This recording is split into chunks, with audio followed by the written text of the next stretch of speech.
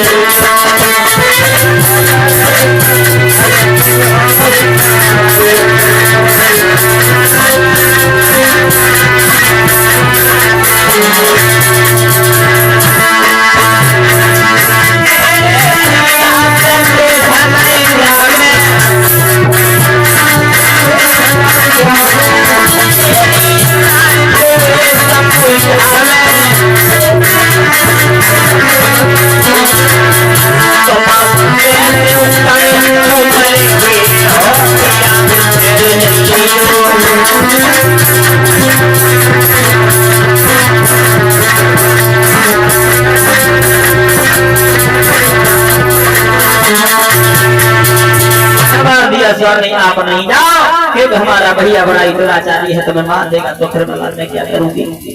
श्याम बोले मुझे जाने दे, तेरी कलाई छोड़, तेरी कलाई को पकड़ लिया तुमने, क्या अपने भैया से पिटवाएगी?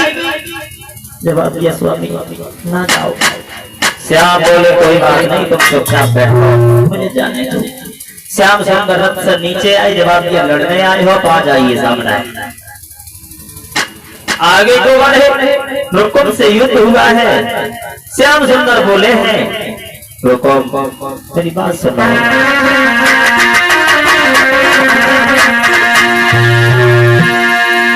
कि मैं जीना तेरा लगता हूँ और तू साला मेरा लगता है। साले साले भागना साले भागना साले भागना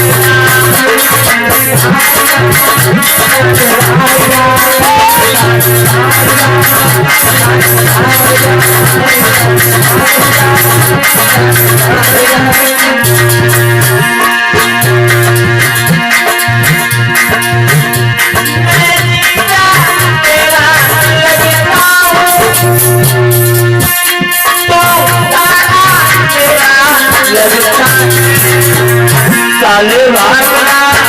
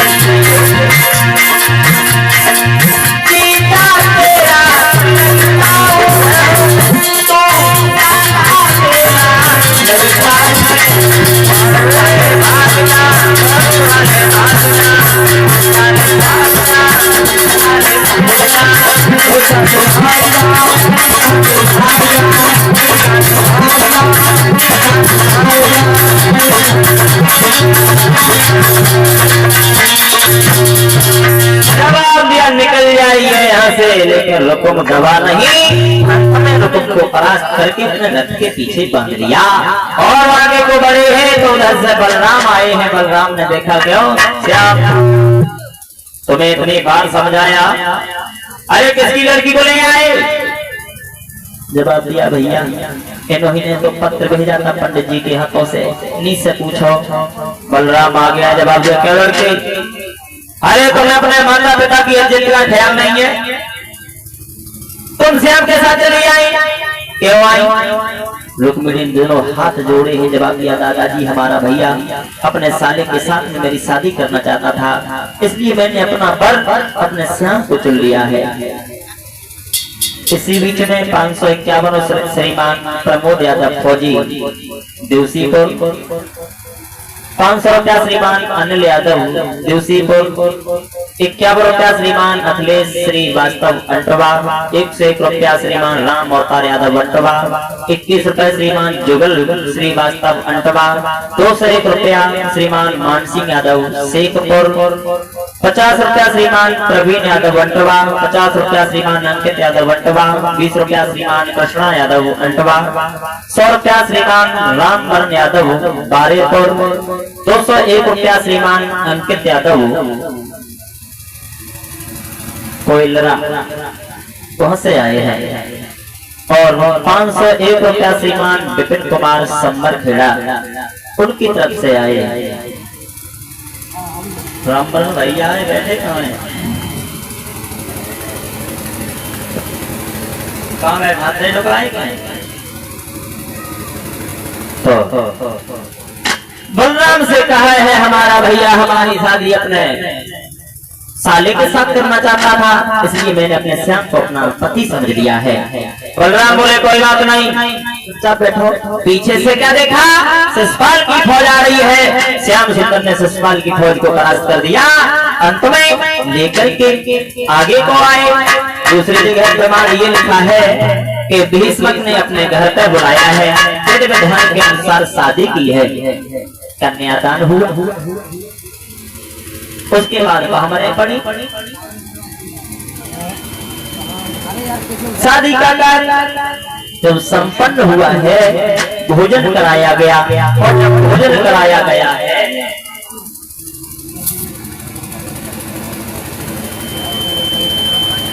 जो माता कहने कर रुक्मिणी के विवाह के लिए कुछ लेके आई हो तो ठाकुर जी का समर्पित कर रहे हैं।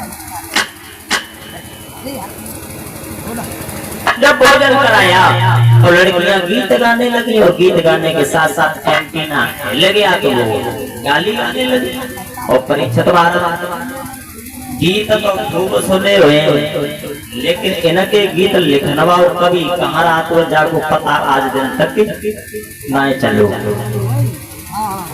लड़कियां गा रही है, अरे बोल मान लगा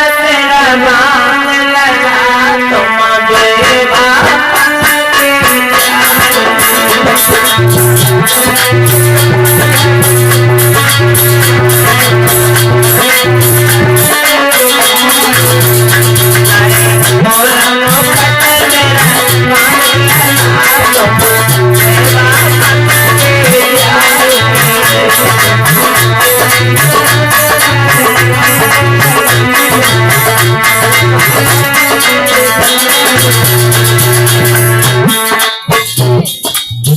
नाम लिख दे देना बेटा। नवल मैया, ओ नवल मैया कैसे बैठे हो? परिषद महाराज आवाज है तो नहीं सके रे।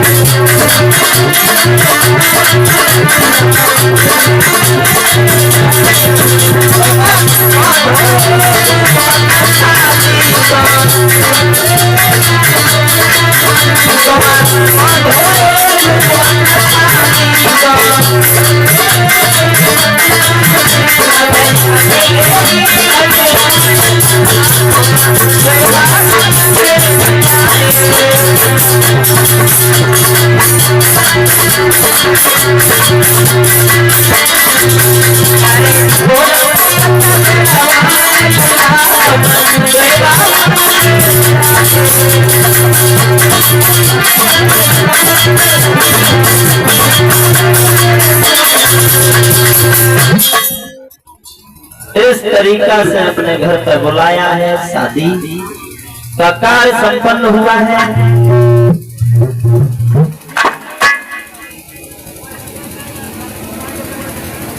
पहला विवाह इस तरीका से रुक्मिणी के साथ में हुआ।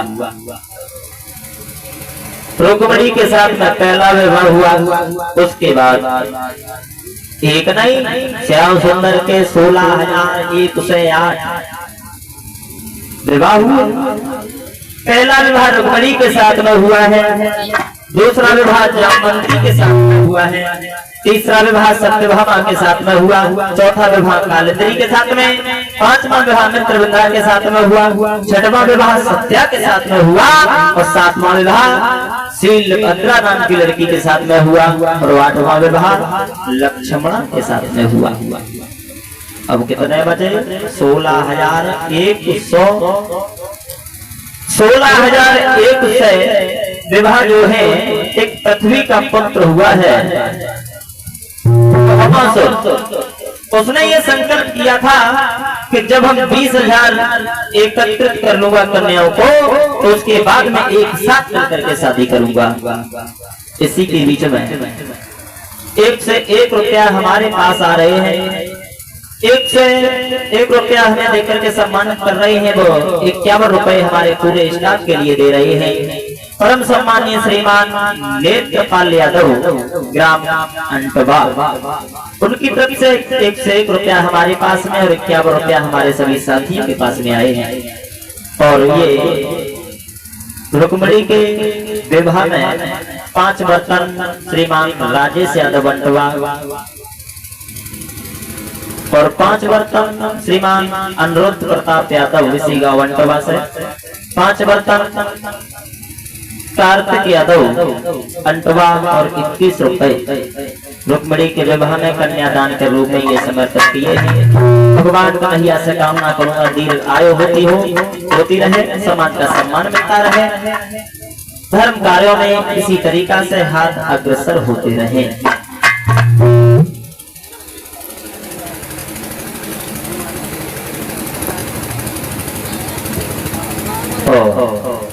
इस तरीका से इधर पृथ्वी का पुत्र भौमासुर हुआ है, उसने 20,000 कन्याओं का प्रण किया था, लेकिन 16,001 कन्या एकत्रित कर पाई है।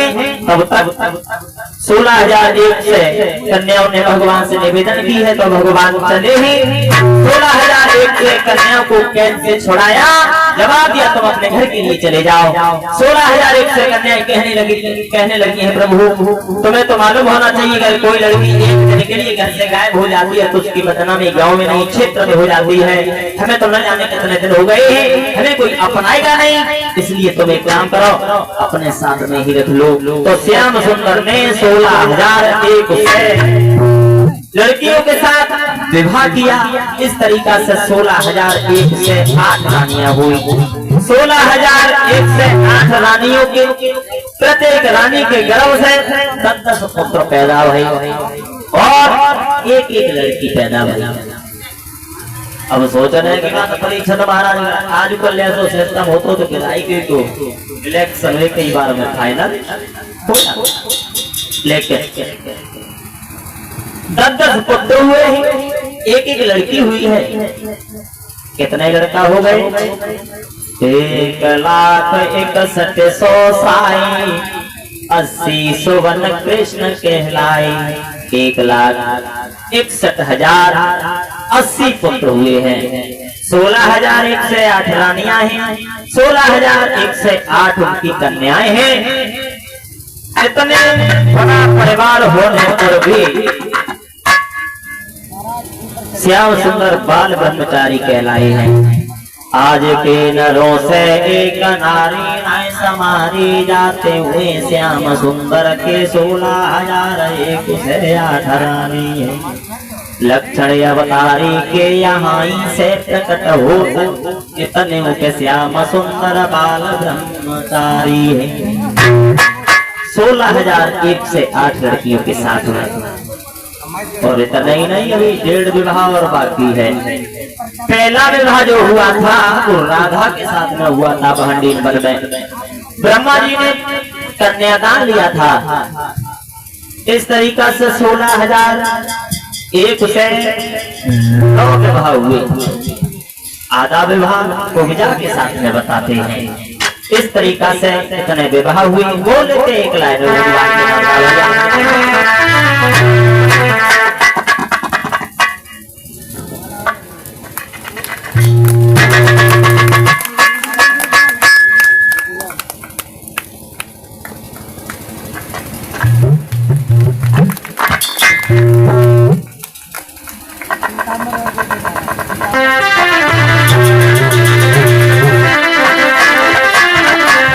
ताली बजा करके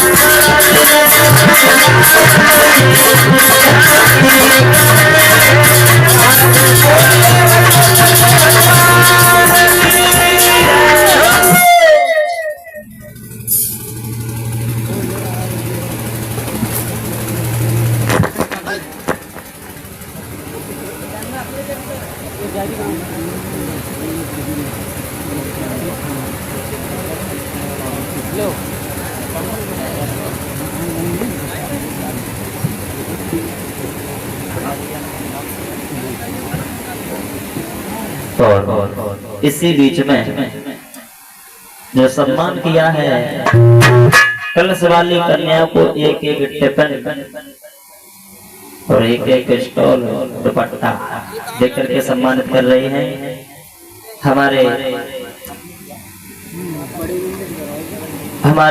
बड़े भ्राता अनूप यादव, जो हमारे परम सम्मानीय श्रीमान परीक्षित महाराज जो हैं, श्रीमान हरनाम सिंह अध्यापक जी, उनके सुपुत्र अनूप यादव जी ने एक एक टिफिन एक एक स्टॉल देकर के कलश वाली कन्या का सम्मान किया है। साथ साथ हमारे गर्दन में जो नोटों का हार, पुष्पों का हार, पीताम्बर डाल करके हमारा सम्मान कर रहे हैं। साथ साथ हमारे परम शिष्य उमेश, इनके भी एक हार डाल करके, पीताम्बर डाल करके, पुष्पों का हार डाल करके सम्मान कर रहे हैं। एक एक पुष्पों का हार डाल करके हमारे मामा जी, हमारे बड़े भ्राता विपिन यादव जी, बड़े भ्राता राहुल यादव जी, उनके गर्दन में एक एक पुष्पों का हार डाला है। साथ साथ एक से एक रुपए से सम्मान किया है। मैं तो भगवान से कामना करता हूँ, दीनबंधु, तुमने हमारे गर्दन में डाला है हार, तुमने डाला है हार, मैं तो कामना करता हूँ तुम्हें भगवान हार में भी दे। कौन से हार में? खेत हार में भी दे, रोजगार में भी दे, व्यापार में भी दे, यानी मदद हर जगह दे। बोलिए भक्तवत्सल भगवान की। साथ साथ बड़े भ्राता अनूप यादव जी की तरफ से 5 वस्त्र हमारे लिए और 5 वस्त्र हमारे उमेश बेटा के लिए आए हैं। तो भगवान से कामना करता हूँ सदैव खुश रखें, मनोकामनाएं पूर्ण होती रहे। इधर इस तरीका से श्याम सुंदर का विवाह रुक्मणी के साथ में हुआ। रुक्मणी के साथ में ही नहीं बल्कि 16,109 कन्याओं के साथ में हुआ।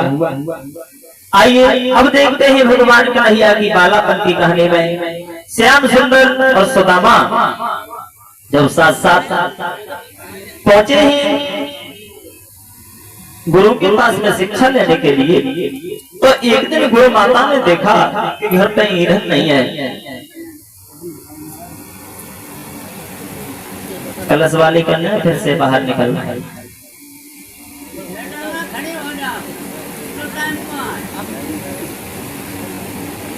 सुदामा और श्याम दोनों एक साथ ही पढ़ते थे। और सोचने की बात यह है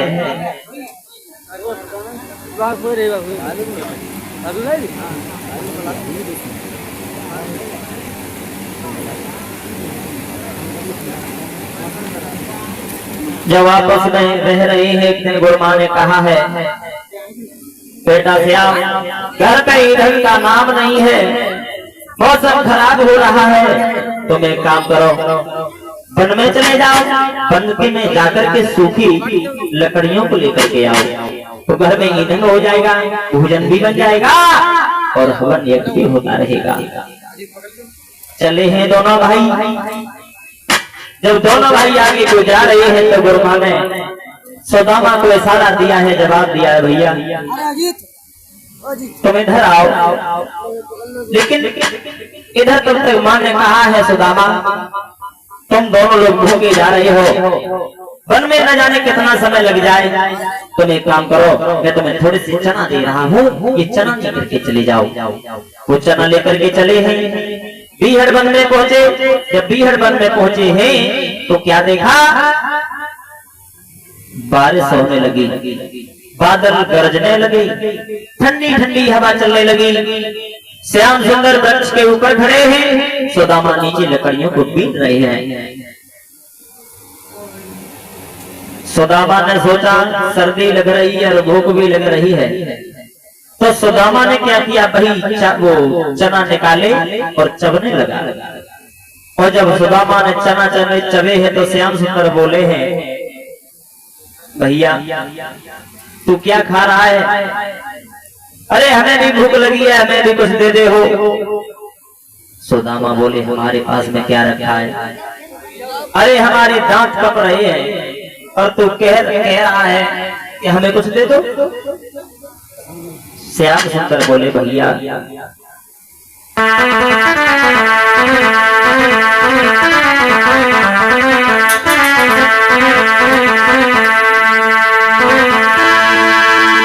कि वो महानाथी भोर रात पानी पर पानी आता है, पर गुरु की सेवा में वो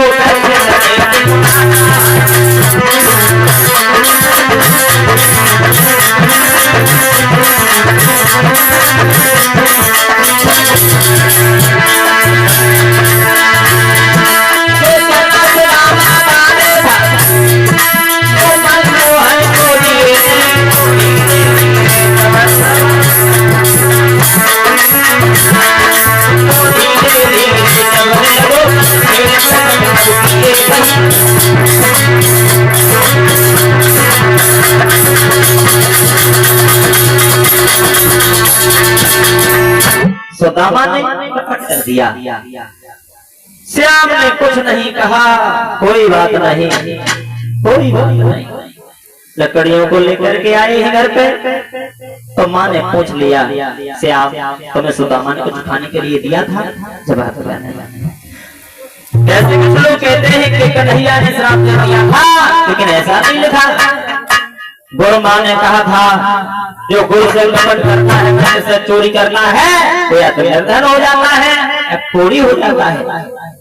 शिक्षा ग्रहण करने के बाद में जब शिक्षा पूर्ण हुई है, शिक्षा ग्रहण करने के बाद अपने अपने घर के लिए चले हैं, तो कन्हैया ने चलते वक्त कहा है, सुदामा भैया अगर तुम्हारे तन के ऊपर कोई मुसीबत आ जाए तो तुम मेरे द्वार पर चले आना, बिल्कुल शर्माना नहीं। सुदामा चले आए, उधर श्याम सुंदर अपने द्वारका के लिए चले गए। सुदामा जब घर में आए हैं तो सुदामा थोड़े से और सयाने हुए, इनकी शादी भई, शादी भई तो बच्चा भय, और बच्चा भय तो इनके शरीर के ऊपर गरीबी आ गई, सामने का मजबूर हो गए। तो सुदामा दिन प्रतिदिन गरीब होते जाते हैं, सोच रहे हैं न जाने आगे चलकर के क्या होगा। सुदामा सुबह निकल जाते हैं, कुछ ले आते हैं तो खा लेते हैं, कुछ नहीं होता है तो भूखे ही सो जाते हैं। क्या दशा थी उन दोनों की? सुदामा जो थे कि दिन भर बेचारे द्वार द्वार दाता चिल्लाते हैं, पर मिट्टी रोज भी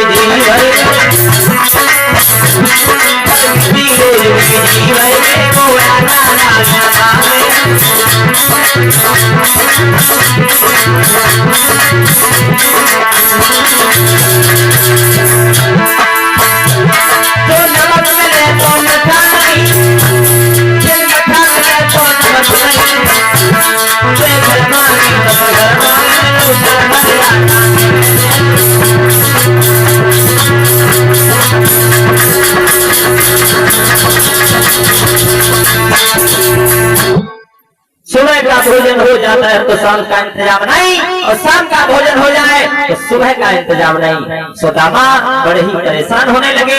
एक दिन सुशीला ने कहा है, प्रभु हमने तुमने ऐसा कौन सा काम कर दिया जो हमारे तुम्हारे ऊपर इतनी गरीबी आ गई? सुदामा ने कहा है, देखो तुम्हें नहीं मालूम, मुझे आज भी याद है, मैंने एक बार अपने कन्हैया से छल कपट कर दिया, मैंने एक बार कन्हैया से झूठ बोल दिया। मुझे ऐसा लगता है तो उसी साथ के कारण हम दिन दुखी होते जाते हैं। सुदामा की ये बात सुनने के बाद में सुशीला बोली है, प्रभु आपने बहुत बड़ी गलती की, चले जाओ। अरे वो भगवान का द्वार है, किसी घर घर मांगने से अच्छा तो यह भगवान के घर पर चले जाओ। जाओ। सुदामा बोले ऐसे नहीं, गुरु पिता मित्र के घर पर जाया जाता है तो खाली हाथों नहीं, कुछ न कुछ लेके जाओ। सुशीला बोली तभी बैठो, अभी हम जा रहे हैं और अभी लौट करके आ रहे हैं। सुशीला चली है आगे।